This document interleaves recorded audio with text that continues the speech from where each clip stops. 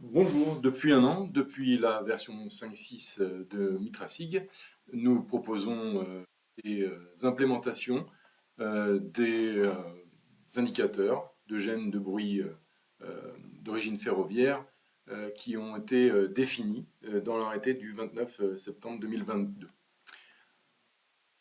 Et la documentation nécessaire à la manière de calculer ces indicateurs dans notre aide en ligne à data.geomod.fr/mitrasig/v5. Cependant, aujourd'hui, je me propose de vous faire une petite démonstration sur la base d'un jeu de données qui contient un shape des tronçons ferroviaires de la ville de Strasbourg et un fichier CSV qui finalement définit par tronçon les différents trafics observés. On peut visualiser la donnée simplement en la glissant dans Mitrasig. Et nous allons zoomer sur une zone modeste pour le besoin du tutoriel afin l'outil d'intégration d'OpenStreetMap que nous avons précédemment implémenté, d'obtenir rapidement un modèle acoustique.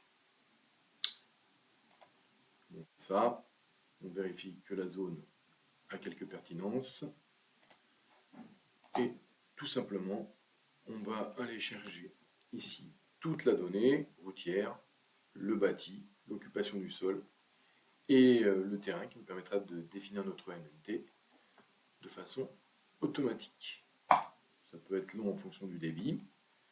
On valide, télécharge automatiquement la donnée et on va se retrouver lorsque l'import sera effectué. Alors une fois l'import terminé, vous voyez qu'on récupère bien les différents objets utilisés ensuite dans le calcul, l'occupation du sol, le bâtiment, dont je rappelle que par défaut, lorsqu'il s'agit d'un import OpenStreetMap qui ne contient pas l'information, qui ne donne pas l'information de hauteur des bâtis, donc cette hauteur, dans le cas des bâtiments, elle est mise par défaut à 8 mètres 40. Vous l'avez ici. Vous voyez aussi au passage que les routes ont été chargées, mais ne contiennent pas d'informations de circulation et donc ne sont pas en l'état des sources encore de bruit, puisque globalement, il n'y a pas de véhicule qui passe. Aujourd'hui, de toute façon, nous, on va surtout focaliser sur les voies ferrées. Donc, on va revenir sur l'import shape que nous avions effectué tout à l'heure et on va utiliser notre outil de intégration ici des voies ferrées.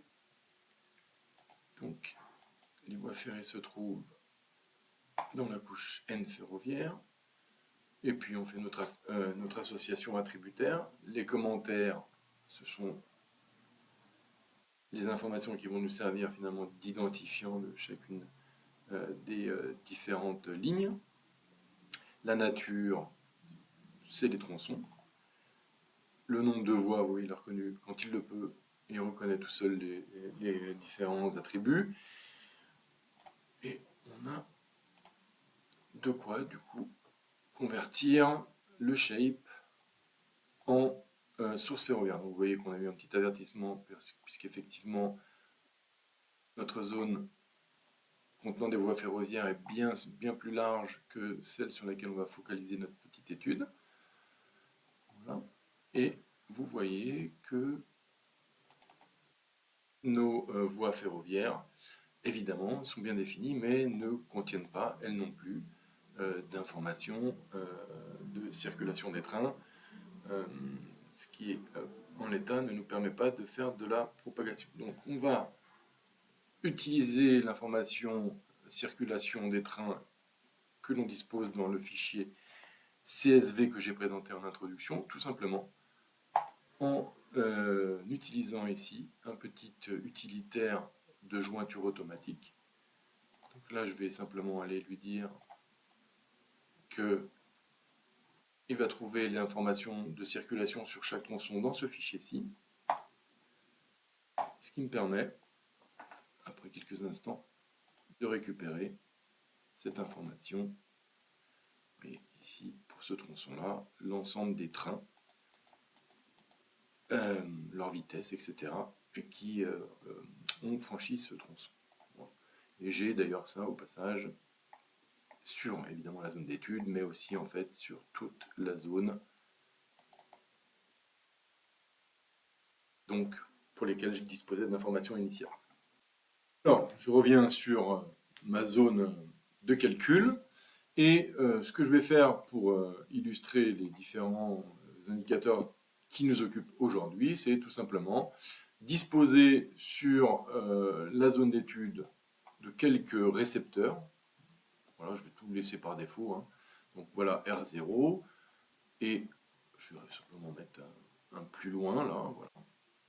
R1, ça me va très bien, avant de lancer, du coup, un nouveau calcul. Du coup, je vais définir,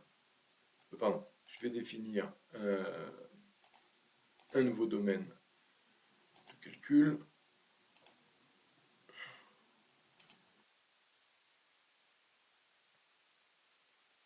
Et je vais pouvoir lancer un calcul récepteur.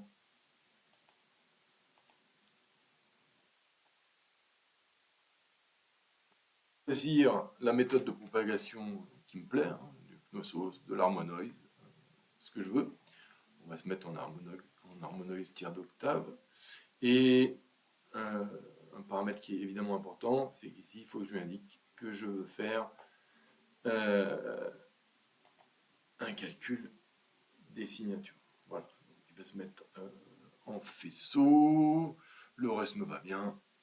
L'objectif de toute façon aujourd'hui, c'est d'avoir ces fameuses signatures et ces indicateurs dynamiques. Voilà, on le laisse calculer, c'est parfait. Et maintenant, pour avoir les différentes informations, j'ai plus qu'à aller cliquer droit dans la zone d'étude. Donc vous voyez, pour R0, sur le signal que je reçois de la part de la source. Donc là, je choisis le tronçon qui m'intéresse, et sur ce tronçon, je choisis la signature du train qui m'intéresse aussi. Voilà, c'est une première chose. Et puis évidemment, la seconde chose, ce sont mes indicateurs dynamiques. Donc là, évidemment, encore, je peux avoir l'information par récepteur. Voilà, pour R0, pour R1, et puis par tronçon. Et puis je peux aussi faire varier mes différents indices. Choisir celui qui m'intéresse.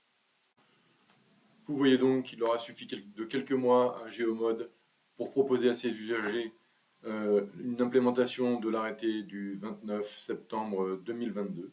Et ça fait partie de notre ADN. Servir le client rapidement. À bientôt.